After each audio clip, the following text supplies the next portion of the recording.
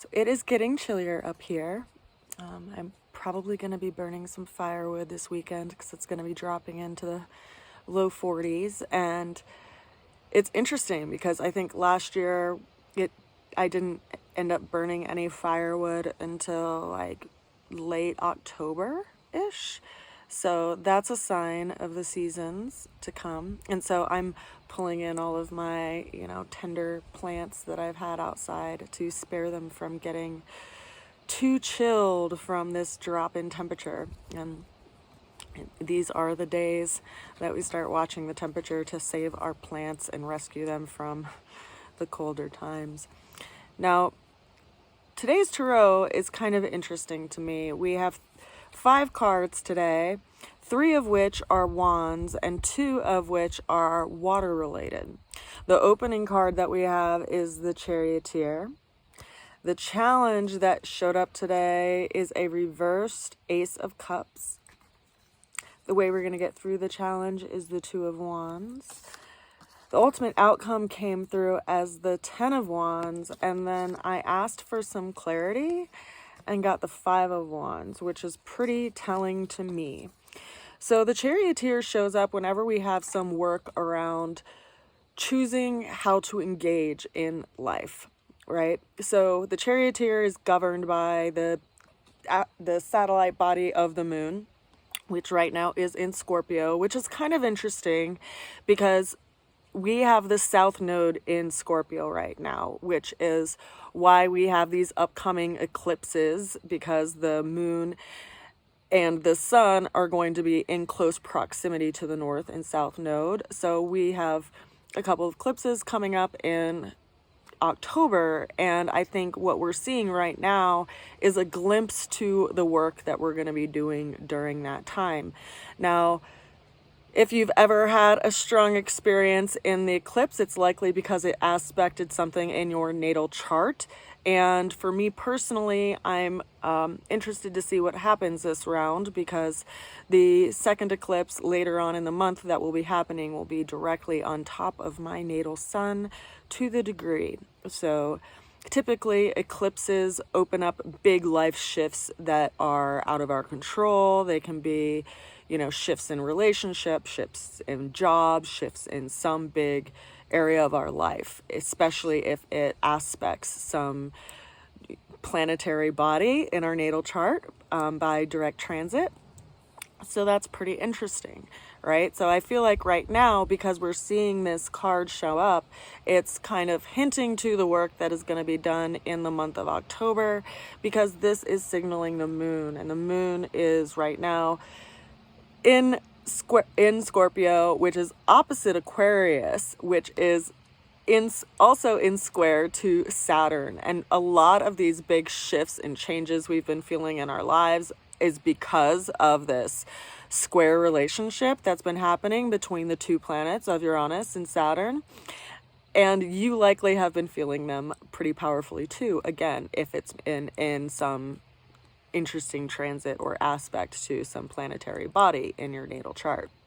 So here we have the Charioteer, and they're going out into the world, and they feel called to go out into the world for some reason. Now the question is it because they are leaving an area from a place of victimhood, and so they're leaving because they're being driven by their emotions, or are they claiming the reins and claiming victory in some direction that they want to go in their life, because they're leaving comfortable surroundings to go out into something new?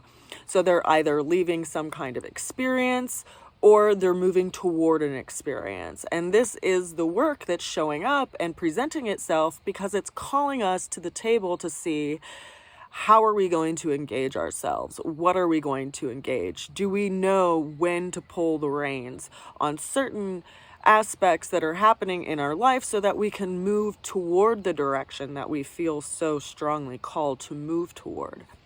So that's our opening card that we have for today. Now our challenge showed up as the Ace of Cups upside down or in reverse. Now this is pointing to this energy of wanting to go towards something new, but doing it in a cautious way, like not wanting to be vulnerable, you know, or being certain around what you want to experience. But guess what? When you leave something that is unknown, it opens up opportunity. And there is always also in that opportunity a place for vulnerability that is asking us to be open to the experience. This reminds me actually of a friend of mine that was actually going to school to be an emergency nurse. And she called me up and she said, Katie, I want to cut my emotions out of my body. They make it so hard. I feel so rattled in certain situations. I just wish I could cut them out and make them gone. And I sat with her for a while on the phone and explained that it's our emotional being that gives us a sense of direction and gives us a sense of compassion in how to respond to a situation. And, you know, a lot of people will say, no, you need logic. Well, yes, you do need logic, but the emotion tells you, you know, is this person in physical pain? How intense is the physical pain? You can read it in the face. You know, you can read it in what's going on with them. People who are revealing something to you that have blocked it up inside of them, when they finally reveal it, they might have an outburst of tears because they're releasing something that they've had locked inside of themselves for a long time. And so we have to be aware that the emotions are quite literally energy in motion, and they're just meant to do that. They're meant to be in motion, and they allow us to have some sense of direction into what we're moving toward and what we want to move away from. If you're familiar with the speaker who goes by the name of Abraham Hicks, or channels Abraham Hicks, they speak about that quite a bit. Is how do you get this awareness around your own emotional compass in how to move through life? And I think that's what the Charioteer is all about, and why it's showing up as our beginning card in life. We can't shut down our emotional center. It's really important that we keep it open, because it is what inspires us to know by our being sense, our emotional intelligence, which direction to move toward. Now, the way that we're going to get through the challenge showed up today as the Two of Wands. And this is interesting because this is telling me that there's something that we still have to tend to, that we are kind of trying to like push out of our vision, that we're just trying to ignore in a lot of ways, because we're so excited about the possibility of what we want to move toward. Now, this is important because, you know, how can the Charioteer really move forward in the direction that they feel called to move toward if they have this wand or part of their will anchored somewhere behind them, right? They don't have the free movement. So this is telling us that there's something that we still have to tend to, some practical matter that we have to put an effort toward, so that we can still, so that we actually still we have the movement and the freedom to move toward that which we want, that we feel really inspired and called toward moving to. Now, the ultimate outcome is interesting, because ultimate outcome showed up as two cards. I have to organize what's in my hand now, because I feel like I'm playing a game of cards, which is kind of ridiculous. So the ultimate outcome came in as, oh my gosh, look at that sky. The Ten of Wands with the clarity of the Five of Wands. Now, the Ten of Wands is someone who feels like they just have a lot to do. Right? There's a lot on their plate, so much on their plate that they can't really see where they're going. And the clarity around that came in as the Five of Wands, which, if you are decent at math, you'll realize that 5 is half of 10. So this is reminding us, one, that everything that we have on our plate, that we put on our plate as something that we have to do, isn't necessary, right?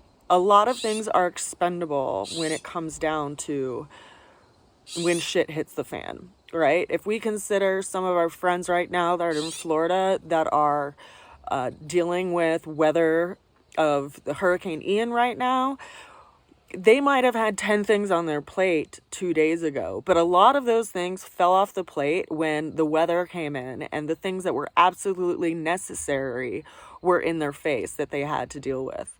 So this is reminding us that we choose what we engage with, and we choose how we engage with it. And I am reminding us of that because it's a 5. So it's telling us that we have a choice, right? Do we engage with it because we feel called to task? Do we engage with it because we feel like it presses on us in some way? Or do we engage with it because we want to lend our energy to that? And so consider that a lot of the things that you weigh yourself down with may not be things that you quote unquote have to do. And that it's up to you to choose what you want to engage with. And by choosing that, I think it will ultimately allow us to move in the direction that we really feel like it's important for us to move in. Because the eclipse that's showing up in a couple of weeks is going to be giving us even more clarity around that. But I think we're getting a glimpse of that right now with this, emotional stirring going on. Because we have water and fire after all, and together they boil things and bring things up to the surface and create steam and create a lot of movement and transformation. And we are, after all, in transforming times. So consider what you need to do, what you have to do, what you want to do. And if your list is, 20 items deep, maybe consider one thing that you can take care of today that is of practical concern, because then you'll have one less thing to do tomorrow. I send you a good wish. I hope you are well, and I will see you again soon. Bye for now.